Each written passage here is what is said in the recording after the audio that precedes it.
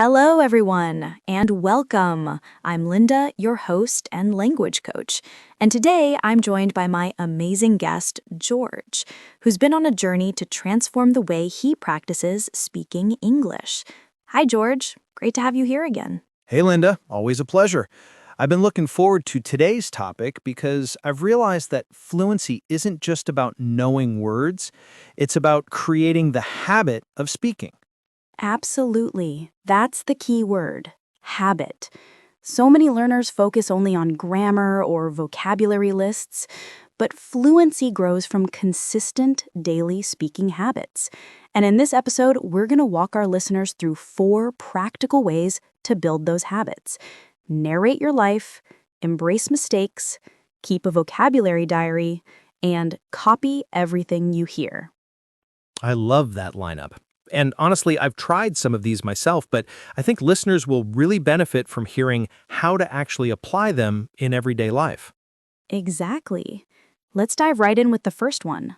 Narrate your life. This is one of the most powerful yet underrated techniques for developing fluency. I remember when you first introduced that to me, you told me to start saying everything I was doing out loud in English.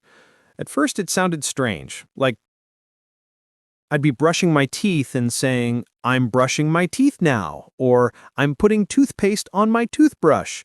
It felt weird, but it worked.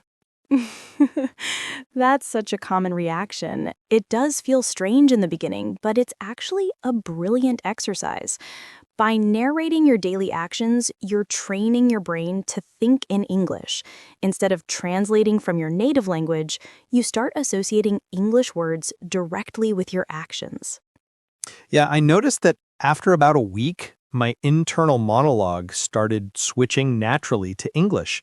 Like when I was cooking, I'd think, let's chop the onions, or the water's boiling. I didn't even have to force it anymore. That's exactly what happens. It's a gradual rewiring of your brain's language circuits. You're turning passive knowledge into active usage. And you can make it even more effective by describing details, not just what you're doing, but how you're doing it. For example, I'm pouring the coffee slowly, or I'm putting my phone on the charger. That's a great tip because sometimes I just say short things like, I'm walking or I'm eating, but adding details gives more practice and vocabulary. Exactly. It pushes you to use adjectives, adverbs, and prepositions naturally. Another thing I tell my students is to narrate in different tenses. For example, present, I'm cooking dinner. Past, I cooked dinner last night. Future, I'll cook dinner later. By doing this, you reinforce grammatical patterns without feeling like you're studying them. That's brilliant. And for learners who feel shy about speaking out loud, I think it helps to start by narrating silently in your head. Absolutely. That's still powerful. The main goal is to keep your brain producing English continuously. Once you're comfortable, start whispering or speaking softly, and then eventually, speak normally. I started doing it during my commute. Like when I'm driving, I describe what I see. There's a red car ahead. The traffic light turned green. I need to slow down. It turns a boring drive into language practice. Exactly. It transforms ordinary moments into learning opportunities. And that's how you build daily speaking momentum. I love that. But Linda, sometimes when I do that, I realize I don't know the word for something I want to describe. Great point. And that leads us beautifully into our next habit, embrace mistakes. When that happens, when you don't know a word or you use one incorrectly, don't get frustrated. That moment is actually a gift. It shows you exactly what you need to learn next. That's easier said than done, though. I mean, we all want to sound perfect, right? But I've realized perfection is an illusion. Even native speakers make mistakes all the time. Exactly. Perfectionism kills progress. The goal of speaking practice is communication, not flawless grammar. When you make a mistake, you're still communicating, and that's what matters most. I've noticed something interesting. When I make a mistake and then correct it, I remember the correct form much better. Like, I once said, I am agree instead of I agree. And after being corrected, I've never made that mistake again. Yes, that's how memory works. Mistakes actually create stronger learning connections. There's even a term for it, productive failure. When you try and fail, your brain becomes more alert. And when you correct the error, it sticks. That makes me feel a lot better about my learning journey. I used to feel embarrassed when I said something wrong, but now I take it as progress. And that's the mindset you need. Mistakes are not obstacles, they're milestones. Every fluent speaker you admire once struggled just like you. They just didn't let mistakes stop them. That's inspiring. So let's say someone's narrating their life and realizes they don't know a word, like hanger. What should they do? Excellent question.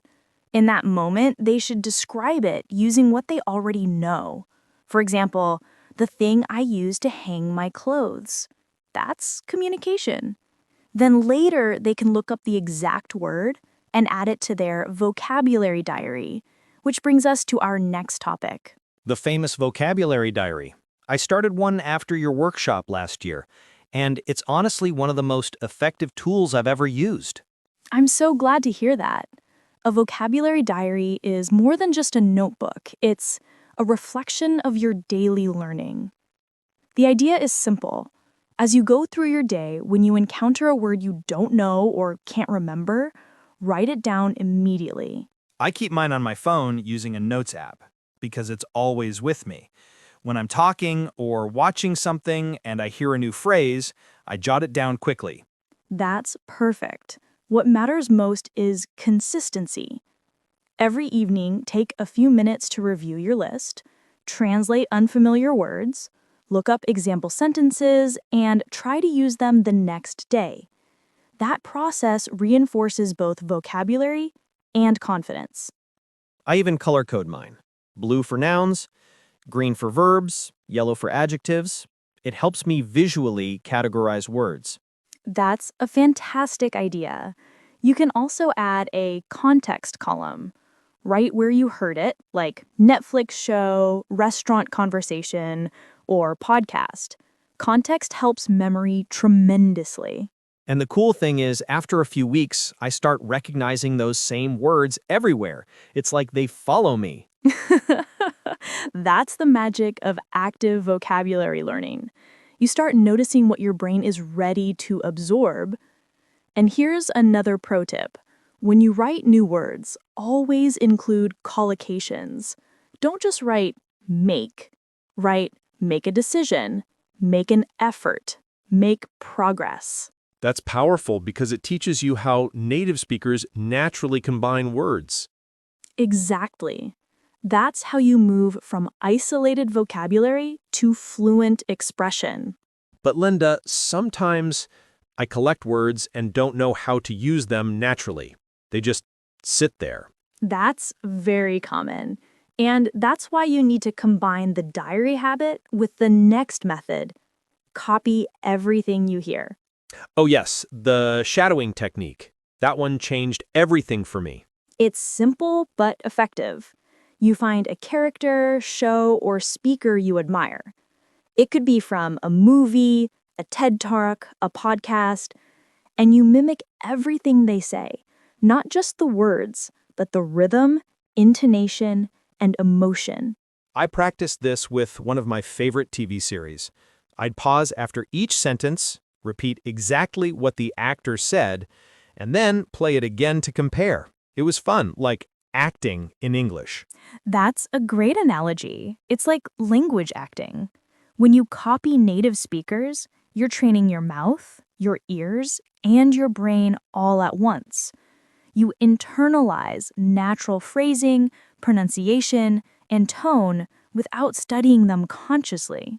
I noticed that after a few weeks, my pronunciation improved naturally. I started sounding more fluid. Even my friend said, "Wow, your English sounds more natural now." That's the goal. Shadowing is the bridge between passive listening and active speaking. It gives your speech rhythm and authenticity. I think it also helps overcome the fear of speaking, because when you copy confidently, you get used to hearing your own voice in English. Exactly. And that's a crucial psychological step. Many learners avoid speaking simply because they're not comfortable with how they sound. But the more you practice speaking out loud, even if you're copying someone else, the more comfortable you become. So, combining all four, narrating your life, embracing mistakes, keeping a diary, and copying speech basically sets a foundation for fluency, right? Precisely. It builds both confidence and consistency. You're creating a lifestyle around English rather than treating it as a subject to study. I love that. A lifestyle around English, because fluency isn't a 1 hour a day thing. It's a mindset. Well said. When English becomes part of your daily rhythm, when you think in it, talk to yourself in it, and engage with it, fluency becomes inevitable. That's so motivating. So, for our listeners, what would you say is the best way to start? I'd say start small. Today, narrate 1 hour of your life in English, maybe while cooking or cleaning. Then, every time you don't know a word, note it down. Review it before bed, and tomorrow, use one of those new words in a sentence. And if you have a favorite actor or speaker, copy one short clip of them. That's practical and doable. And most importantly, it's fun. Exactly. Learning doesn't have to be hard, it just has to be consistent. I love that. So, listeners, your challenge today is to narrate your life, even just a few moments, and start your first entry in your vocabulary diary. I've been looking forward to this episode because I've been experimenting with some of the techniques we talked about last time, and wow, I can already feel the difference in my confidence. That's fantastic. And that's exactly what today's chapter is about: speaking practice and mindset. We're going to focus on how to take your English from I know the words to I can use the words. I love that distinction because for a long time I knew a lot of English vocabulary, but I didn't use it. I was shy, nervous, and afraid of making mistakes. That's such a common struggle. Many learners feel stuck between knowing and using, and the bridge between those two stages is practice. But not just any practice, intentional, confident, and consistent practice. That's powerful. So, where should learners start when they want to gain real speaking experience? Great question. The first thing I tell my students is, you cannot learn to speak without speaking. It sounds obvious, but many people still spend 90% of their time studying English instead of using it. Yeah, that used to be me. I'd read books, memorize vocabulary, and watch YouTube lessons, but I almost never opened my mouth to speak. And while studying helps, fluency is a muscle. You have to use it regularly. Think about it like playing the guitar.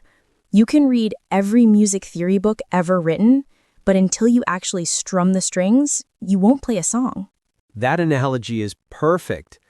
I realized that when I joined my first online conversation group. The first session was terrifying. My heart was racing, my hands were sweaty, and I barely spoke. But by the third or fourth meeting, I felt comfortable. That's how growth happens. Every time you speak, even if you hesitate, your confidence grows a little.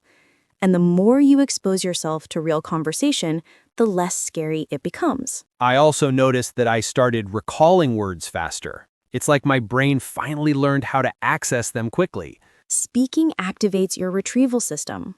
It trains your brain to move from slow recall, like I know this word but can't remember it, to automatic recall. That's so true. So, how can learners gain more speaking experience if they don't live in an English-speaking country? There are many options. You can join online language exchange communities, find speaking partners on apps, talk to yourself while doing chores, record short videos or audio diaries, even speak with AI chat partners.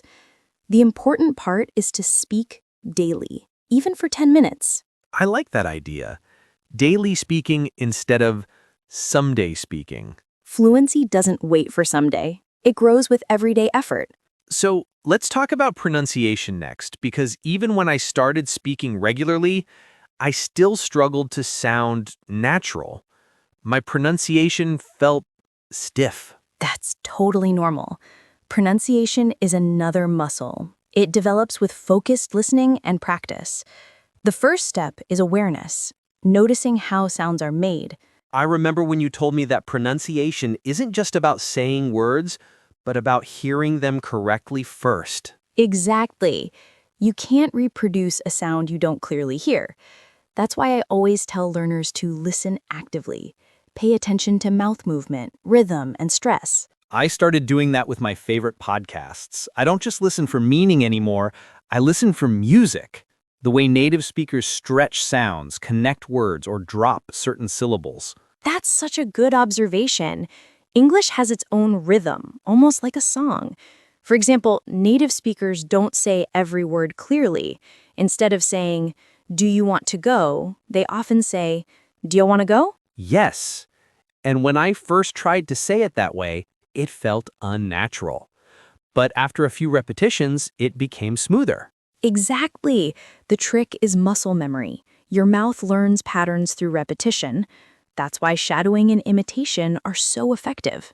I've also noticed that pronunciation practice improved my listening comprehension. 100%. When you can pronounce sounds accurately, your ears become more sensitive to them. Pronunciation and listening are two sides of the same coin. I used to confuse words like ship and sheep, or live and leave. The classic vowel challenge, that's where focused minimal pair practice helps. You can train your ear to recognize those subtle differences. I like to practice in front of a mirror, too. It helps me see how my mouth moves. Great strategy. Visual feedback is very useful. Another tip is to exaggerate the sounds when you're practicing. For example, overpronounce words like beautiful or responsibility. It helps your mouth memorize the shape. And over time, you can tone it down to sound natural. Exactly. It's like stretching before running. You start big to loosen up. So far, we've talked about the physical side of speaking. Practice, pronunciation, repetition. But I think mindset plays an even bigger role. You're absolutely right. Mindset is the foundation of fluency. You can know every technique in the world, but if you constantly tell yourself, "I'm bad at English," or "I'll never sound fluent," you're building invisible walls in your mind. I used to do that all the time. I'd compare myself to native speakers and feel defeated. That's such a common trap. But here's something I remind my students. You're not learning to sound like someone else. You're learning to communicate effectively. Your goal is clarity, not imitation. That's freeing. I remember once a native speaker told me, "I love your accent." It made me realize my accent isn't something to hide, it's part of my identity. Exactly. You can have an accent and still be fluent. Fluency means flow, not perfection. I like that definition. Fluency means flow. And another thing, stop labeling yourself as bad or good at English. Instead say, "I'm improving every day." Those words matter. Positive self-talk actually rewires your brain for confidence. That reminds me of when I started recording myself. At first, I hated hearing my voice.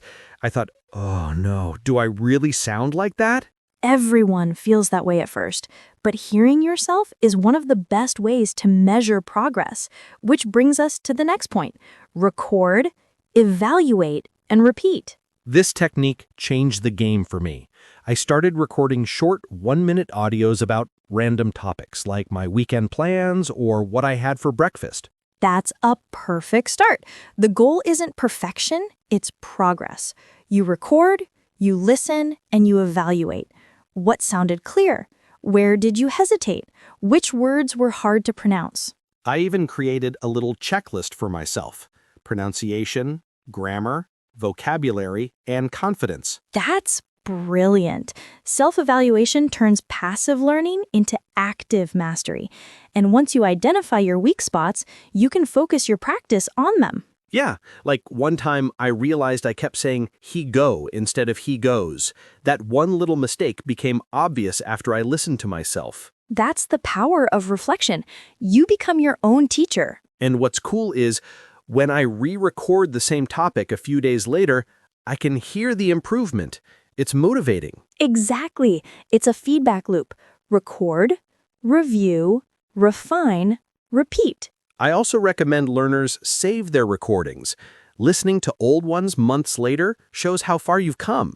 That's such a good idea.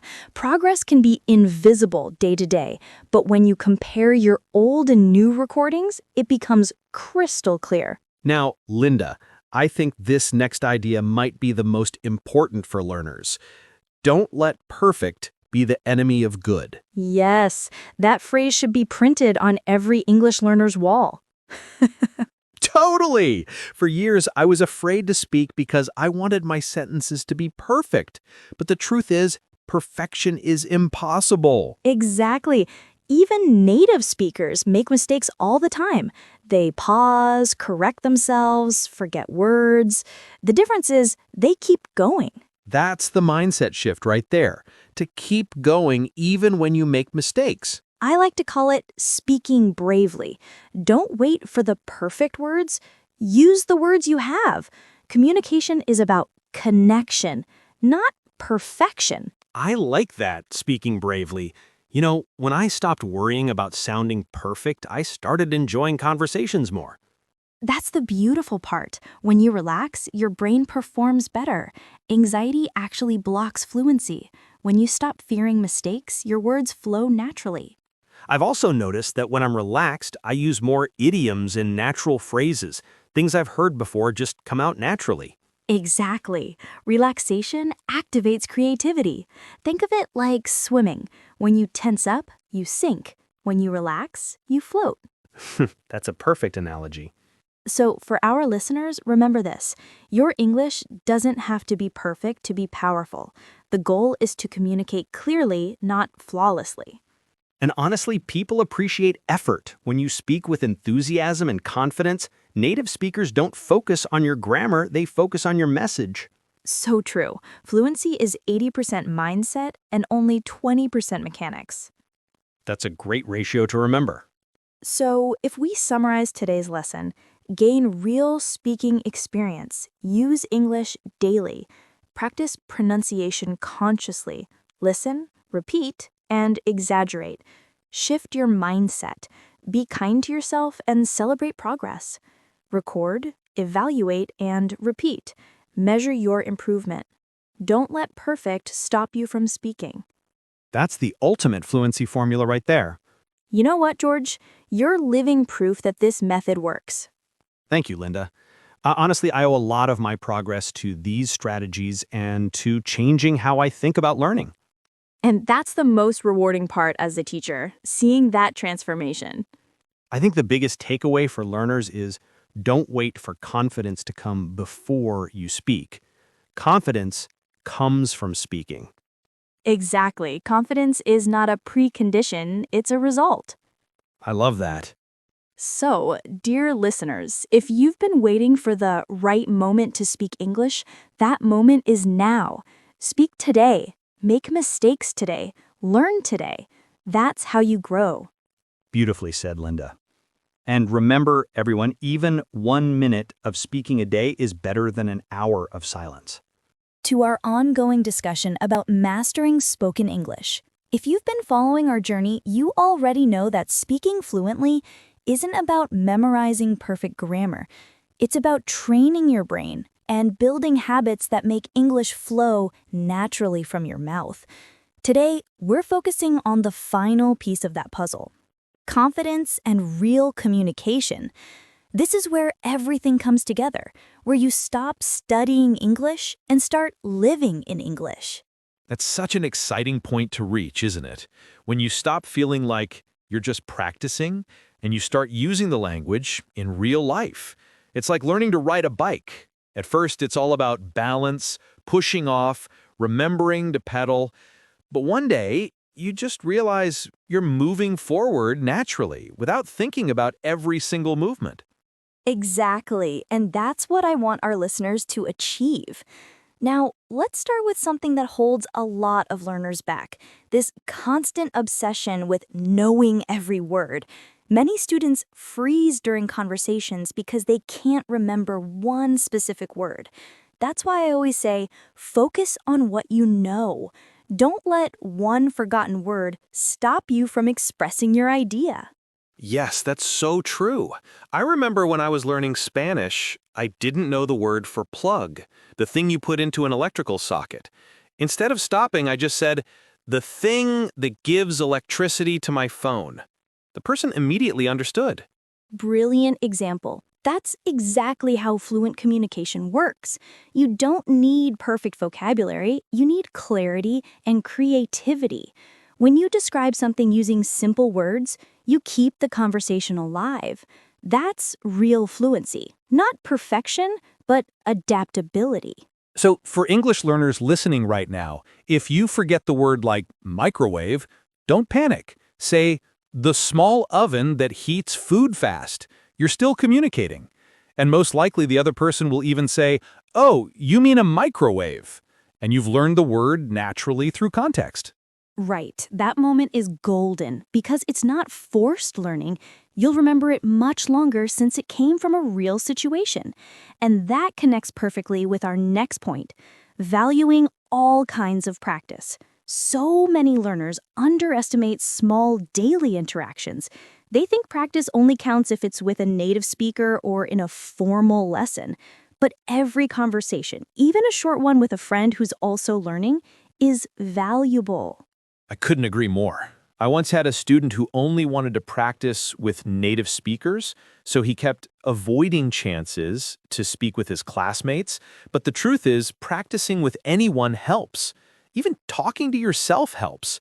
It's about activating the language in your brain, training your mouth to form sounds, and building confidence to express thoughts. Yes, when you practice with other learners, you actually learn to listen more carefully, to rephrase your ideas, and to simplify your speech, all of which are essential communication skills. I often tell my students, practice is practice no matter who it's with. The magic lies in repetition and exposure. I love that you said exposure, because that brings us straight to one of my favorite topics. Listening. You can't speak well if you don't listen enough. The more you listen, the more your brain absorbs the rhythm, tone, and patterns of natural English. Absolutely. Listening is not just passive input, it's active training. When you listen to native speakers through podcasts, TV shows, YouTube videos, or even street conversations, you start to feel how sentences are structured. You catch how people actually say things, not how they're written in textbooks. Right. For example, a textbook might say, I am going to, but you'll notice native speakers often say, I'm gonna. You can only internalize that through listening, and once your ears get used to it, your mouth will naturally start copying it.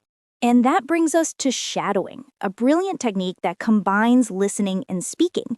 For our listeners who may not know, shadowing means repeating exactly what you hear at the same time as the speaker. It's like echoing their words immediately. Yes, and it's such a powerful exercise. When you shadow, you don't have time to translate. You just focus on rhythm, pronunciation, and intonation. You're teaching your mouth and brain to work together automatically. I often tell my students to start shadowing short, simple clips. Maybe a YouTube video or a podcast they enjoy. Don't worry if you can't keep up at first. It's okay to pause, replay, and repeat. Over time, your pronunciation improves, your speech becomes more fluent, and your confidence skyrockets. I actually did that myself when I was learning French. I used to listen to a French radio host and mimic everything he said. The tone, the emotion, even his pauses. And funny enough, that's what gave me the confidence to start speaking French with real people. That's an excellent example. Shadowing doesn't just teach you words, it teaches you how to sound natural. And once you start hearing yourself speaking smoothly, that's when confidence really builds. Because confidence doesn't come from perfection, it comes from familiarity. Exactly. And that leads us into something learners struggle with, being confident despite their accent. Many of my students tell me, I feel embarrassed because I have a strong accent. But the truth is, an accent is a sign of identity. It shows you know another language. Yes, I always say an accent means you're bilingual. It's something to be proud of. You don't need to sound exactly like an American or British person. The goal is clarity and confidence. People will respect you for your effort, not for perfection. I once worked with a businessman from Italy who had a very thick accent, but he spoke clearly, confidently, and passionately. Everyone understood him perfectly. His accent didn't stop him from doing international business. It actually made him memorable. That's such an important point. Sometimes learners confuse accent with ability, but a confident speaker with an accent communicates better than a silent person who knows perfect grammar but is afraid to speak. Confidence wins every time. Definitely. And another great way to build that confidence is to record and hear your own voice. I know it can feel awkward at first, but recording yourself and listening back is a game changer. It truly is. When you record yourself, you become your own coach. You start noticing things like intonation, pacing, and pronunciation that you never noticed before. It's a mirror for your speaking skills. Exactly. And it's important to focus on one improvement at a time. Maybe in the first recording, you work on your TH sounds, then next time on your sentence rhythm. Gradual progress adds up. And you can make it fun too. Pretend you're hosting a podcast or giving a small talk. Choose a topic you love, movies, travel, food, and record yourself speaking naturally for 2 or 3 minutes. Then listen back and evaluate what sounded good and what could be improved. That's a fantastic exercise. And while we're on practical tips, I think we should talk about using frameworks like PREP. Point, reason, example, point. It's one of my favorite tools for organizing speech. Yes, the PrEP framework is simple yet powerful. You start with your point, your main idea, then you explain your reason. After that, you give an example to support it, and finally, you restate your point. It's perfect for interviews, discussions, or even everyday explanations. For instance, if someone asks, why is speaking practice important? You could say, speaking practice is essential because it helps you think in English. When you speak often, your brain becomes faster at forming sentences. For example, after 2 weeks of daily practice, I could answer questions without translating. That's why speaking practice is key to fluency. Perfect demonstration. Using such frameworks keeps your thoughts organized and your confidence high. You won't freeze or lose your train of thought mid-conversation because your brain has a clear structure to follow. And once you feel comfortable with frameworks, it's time to take things into the real world. Practice with native speakers. That's where all your preparation becomes real communication. Yes, but many learners fear that step. They worry they won't understand the native speaker or that they'll make too many mistakes. But remember, native speakers aren't expecting perfection. They appreciate your effort. Right. Most native speakers are supportive and even impressed when someone makes the effort to communicate in their language. You can start small, maybe by joining English-speaking clubs, online communities, or language exchange platforms. Or even chat with travelers or tourists in your city. Real-life interactions are where your English truly grows. Every conversation is a chance to reinforce what you've learned. Exactly. And to keep yourself accountable, set a weekly deadline. For example, tell yourself, every Sunday, I'll have a 30-minute English conversation. That goal keeps you motivated all week because you'll want to prepare for it. I love that approach. It transforms speaking practice from a someday goal into a scheduled habit. And when you consistently meet those deadlines, your confidence builds naturally. You could even combine everything we talked about, record your conversation, evaluate it, note new vocabulary, and then use those words in your next talk. It becomes a continuous learning loop. Exactly. And that's how fluency happens, not overnight, but through consistency, through repeating, reflecting, and refining. Each week, you get a little more comfortable, a little more natural, a little more expressive. And before you realize it, you're not thinking about grammar anymore. You're just speaking. You're using English to live your life, share your opinions, tell stories, and connect with others. That's the ultimate goal, to make English not something you study, but something you live in.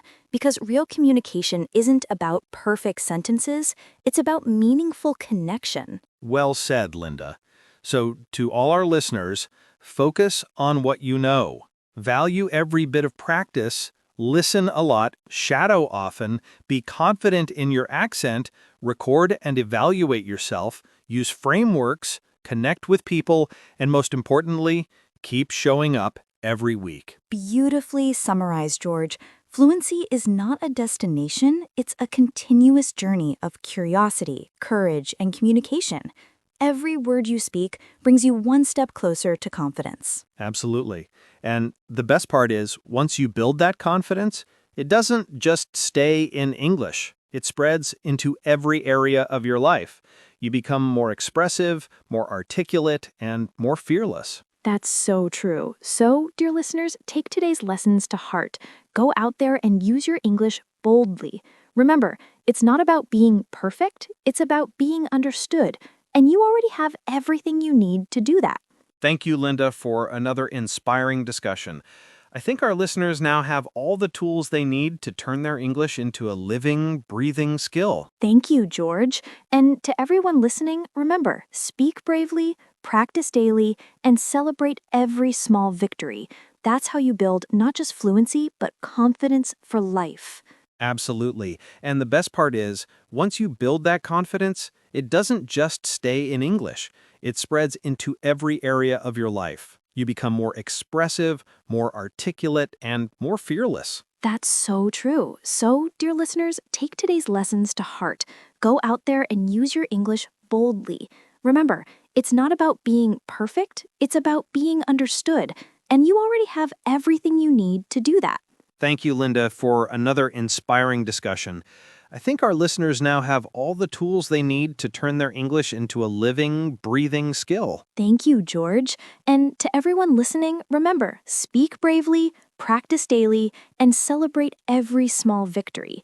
That's how you build not just fluency, but confidence for life.